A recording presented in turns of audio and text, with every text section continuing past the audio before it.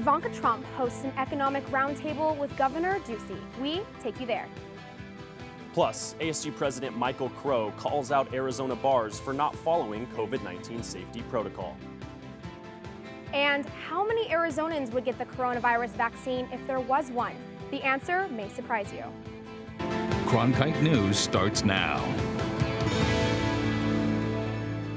Good evening and welcome to Cronkite News on Arizona PBS. I'm Milan Andrade. And I'm Sean Rice. Thank you for joining us. This morning, the Arizona Department of Health Services reported 695 new coronavirus cases and 27 additional deaths. That brings the state's totals to nearly 210,000 cases and over 5,300 COVID-19 related fatalities. We've also learned a new genome study found at least 11 people infected with the coronavirus traveled to Arizona and passed the disease to others. Those infections started local transmission chains in mid-February. Researchers from the Translational Genomics Research Institute and Arizona's 3 public universities reached that conclusion as part of an extensive effort to sequence the genomes of virus samples. They found that 80% of infections in the early phase of the outbreak stemmed from those 11 people. They also determined the person who became Arizona's first case of COVID-19 after traveling in China did not infect anybody after he was isolated. Arizona is seeing new data sets for COVID-19 a week after Labor Day weekend. The state's positive COVID-19 case count is steadily decreasing. Numbers have been trending downward since a peak in June. That's according to Arizona State University's Biodesign Institute. The number of new cases dropped by 100 on Monday. That stands in contrast to the weeks following Memorial Day weekend in late May, when numbers spiked to 500 new cases. But Dr. Josh LeBaire says there's still a healthy transmission of the virus in the 18 to 30-year-old population. There seems to be a lot of virus in that population. Some of that is related to university, but a lot of it is not. A lot of it is in the community, unrelated to universities. It's just that this is a very social group, not surprisingly. LeBaire says there is a 2-week delay in testing results to help pinpoint where the new cases are coming from. More accurate case results following Labor Day weekend are expected Monday, September 21st. Several Tempe bars, including Zip Sports Grill and Loca Patron, came under fire recently for allegedly violating COVID-19 safety guidelines. And the person who reported them, ASU President Michael Crow. Crow sent a letter to the Arizona Department of Health Services pointing the finger at establishments he calls repeat offenders. He even included photos of patrons not following safety guidelines inside the bars. If restaurants and bars are open and people aren't apart and they're not wearing masks, the disease is being transmitted. And so those are places that then become hotspots. And so we're attempting to get people to implement the policies relative to masking and social distancing, and some of them are not. And so we're just pointing out that they're not, and hopefully authorities will take action. Despite the number of cases on campus, Will Humble, the executive director of Arizona Public Health Association, believes ASU's preparation for in-person instruction was well thought out. ASU and U of A both have very good plans in place, especially when it comes to the on-campus mitigation measures. They've got robust testing that's free. They've got contact tracing when they identify students that are positive. They have an ability to get students into isolation, especially the on-campus students. Humble did go on to say there are usually actions taken before a letter is sent from a top official. What's supposed to happen first is, say, for example, a phone call or an email where you can work out the details, have a quick meeting, and work things out. In my experience, it has been that when a major stakeholder is frustrated to the point where they're not getting the kind of response that they think they need, they end up sending a public record like a letter like that. According to top ASU medical professionals, they're focusing more on the general population spread than the spread from students being on campus. There isn't a lot of difference in who's getting positive, whether they're on campus or not, whether they're coming to campus or not. It's about the same. Yep. So it's not coming to campus that matters. It's what's happening in the general population that is driving the situation. We have sufficient accommodations for positive students, much larger than the number that we have, so we're okay there. But if we got to the point where we couldn't manage it, then we would move to a different modality. As for the University of Arizona, they're recommending a 14-day shelter in place for students living on or near campus to help stop the spread of the coronavirus. The Phoenix Union High School District will remain in remote learning for the rest of the year. Originally, the district announced plans to go back to in-person instruction by early October. But the district superintendent says that date is being pushed back, leaving more than 27,000 students to continue going to school online. While Maricopa County has met some of the coronavirus benchmark recommendations, safely to return to campus, parents and caregivers will be given the option to keep their kids home until there's a vaccine. The virtual option will be available for the entire school calendar year. As hopes of a coronavirus vaccine get closer to becoming a reality, a new poll suggests not everyone is counting down the days. According to OH Predictive Insights, only 2 in 5 Arizona voters would take the vaccine, even if it was offered to them for free. The monthly survey also shows 38% of likely voters in the state would refuse to take a vaccine, with 23% undecided. The origin of a vaccine also influences whether people would be willing to take it. 54% of those polled say they would if it was developed and produced in the U.S. President Trump visited on Monday. Today, another member of the Trump family is in Arizona. Ivanka Trump came to Phoenix for a roundtable with Governor Doug Ducey. Cronkite News reporter Taylor Tasley-Oatley has more at the event. The event was held at a downtown Phoenix warehouse, but the morning started off with members of the media having to leave our cameras and board vans for a surprise stop at the Latinos for Trump office in Phoenix. Ivanka Trump and Governor Ducey spoke briefly to the volunteers, thanking them for helping with the re-election campaign. After spending about 30 minutes there, we headed to a warehouse for the roundtable event. Many small business owners were there, as well as State Treasurer Kimberly Yee. Ivanka Trump told the crowd that in Arizona, 1 million jobs have been saved by the Paycheck Protection Program, and that small businesses employ 47% of all Americans.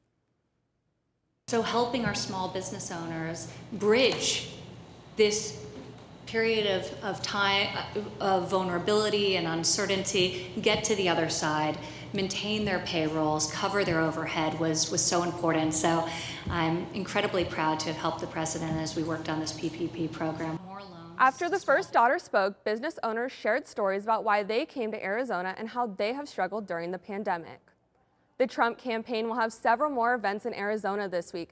Karen Pence will visit Luke Air Force Base tomorrow, and Vice President Mike Pence will speak with veterans on Friday. In the Broadcast Center, Taylor Tassler-Oatley, Cronkite News. Coming up next on Cronkite News, in the hours after the 9/11 attacks, members of Congress crossed party lines to form a united front. Political experts weigh in on whether or not that level of unity could happen again. And Biden's campaign is taking aim at Arizona. We've got details on his latest push to gain key battleground states.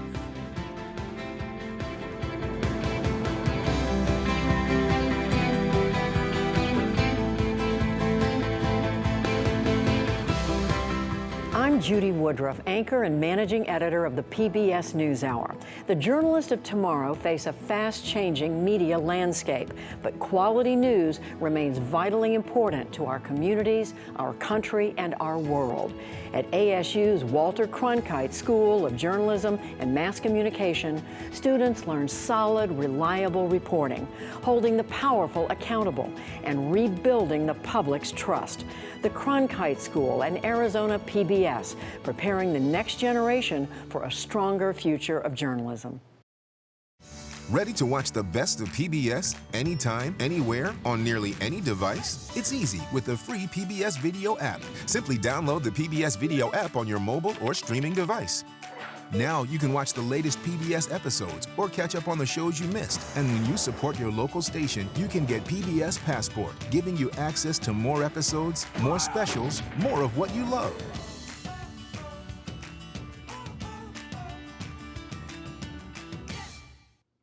In 2001, the 9/11 terror attacks led to unexpected unity among Republicans and Democrats in Congress.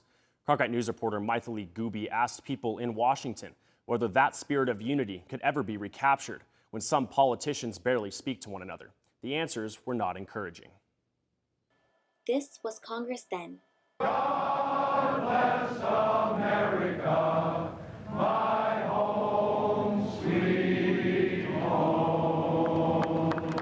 and this is Congress Now. What the hell you are? Gentlemen, if the shoe fits, you don't know how much we care about our families. In the hours after the 9/11 attacks, lawmakers from both parties gathered on the steps of the Capitol and began spontaneously singing God Bless America. It's a Washington sight that visitors to the National Mall say they don't expect to see again. Happen right now, it's hard. I guess the Congress now is very polarized, and politics in general in the country are very polarized, but these things come and go. Judging by what's happening today, no. I feel we're so fractured today that was a moment of unity the whole country was going through. You would hope that the country would come together and Congress would come together in a moment like 9/11, but it is surprising in today's environment with Congress always fighting. Longtime Washington observers say the shift has not come as a surprise. In the last few years, I've said frequently that if we had the same thing happen today, we wouldn't have 535 members on the steps of the Capitol. We would have 250 of them back in their offices writing impeachment resolutions. If there ever were another chance for unity, coronavirus would have been it. But American University professor Jason Mollick says that obviously hasn't happened. This should have been the event that everyone came together and said, we need to come together. We need to shut things down. We need to do things the right way and come together as a country to beat this and find a way to get the numbers down. The 9/11 moment on the Capitol steps was welcome, the experts say, but it was just a moment. It's not as if 9/11 resolved a deep-seated problem that existed in the country and in its politics. It simply put a Band-Aid over that temporarily. A deep-seated problem that Washington visitors feel today. We came up here from Baltimore today, and I love this city. This is a beautiful city, architecturally, culturally. It's got a lot going on, but I feel like a black mark has been hashed across this city because of what's going on in the White House, and it's very, very sad. It may take years to get rid of that. In Washington, Maithili Gubbi, Cronkite News. With just 7 weeks until Election Day, Joe Biden's presidential campaign is wrapping up its paid media advertisements. The campaign spent more on ads this week than it has in any week to date, with a record investment of $65 million. This comes after Biden's campaign announced a historical fundraising haul of $364 million in the month of August. The money is being spent to target broadcast, digital, and print in multiple battleground states, including Arizona. Right now, Biden continues to hold an advantage over Trump in national polling. Meanwhile, Democratic candidate Mark Kelly has increased his lead over Republican incumbent Martha McSally in the race for Arizona's U.S. Senate seat. According to OH Predictive's new poll, Kelly is up 11 points over McSally.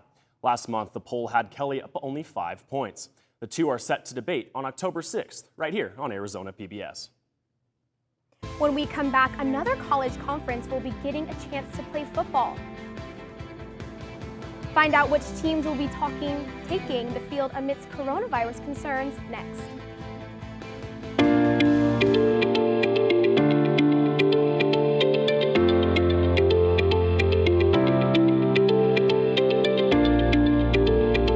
The weather around Phoenix is just beautiful today. Let's take a look at the weather around the valley. Thank you for joining us for the special edition of Cronkite News. Here are the top stories that we're tracking today at noon. Some of the best players for their program. Here we go, lights up. Whoa. As artists, we conduct our educations in public. You can never know whether it's going to be a success. One just has to risk it. It's you and the work and the place. It's a very particular relationship. Here's our lens. Tell us what you think. Friday night at 9 on Arizona PBS. The Phoenix Mercury had a miraculous moment last night after Shea Petty hit the game winner to send Phoenix past the Washington Mystics. Cronkite News reporter Reed Harmon has more on the hero of the game. August 17th was the day 31-year-old guard Shea Petty was cut again by the Washington Mystics. Just 2 days later, Petty signed a 7-day contract with the Phoenix Mercury. resulting in another 7-day contract. And on September 15th, this happened. 5.8 to go. Washington leads by 2. Here's Diggin Smith. Diggin Smith double. Tosses to the corner. A 3 is good at the buzzer. Shea Petty buries a 3 against the team that cut her. And Phoenix is moving on. How did she end up in that corner? Well, 6 seconds was enough time, yes, and the pump fake gave her space. We get that. But how did she get to that moment? Petty's career has gone through many different directions. Petty was a 30-year-old rookie riding a roller coaster of a career, mostly in the WNBA, but has played overseas as well. But during her WNBA days, the guard was drafted by Chicago in 2012, but was cut. Petty was then brought in by Washington, but failed to make the team. After a successful few years overseas, the Mystics then brought her back, but played minimal minutes. And last month, after being cut for the 3rd time in her career, she was picked up by the Phoenix Mercury. And that is how we found her in that far corner in a moment players dream of. It's honestly a bittersweet moment. Like, I love and keep in contact with all the players. Like, they're like my sisters. But like you said, like, they released me. And so for me to hit that shot against them, like, it's just like a fairy tale moment. I don't think you can write it up any better than that. For Cronkite News, I'm Reed Harmon. The Big Ten is back in business for this year's college football season. The conference presidents and chancellors voted to start the football season on the weekend of October 23rd. Last month, the Big Ten decided to postpone the season due to safety concerns amid the COVID-19 pandemic. The Pac-12, which includes Arizona State University and the University of Arizona, also postponed their seasons and have yet to announce their plans. That's it for Cronkite News. For Arizona news updates throughout the day, follow us on Facebook and Twitter, and find us online at cronkitenews.azpbs.org.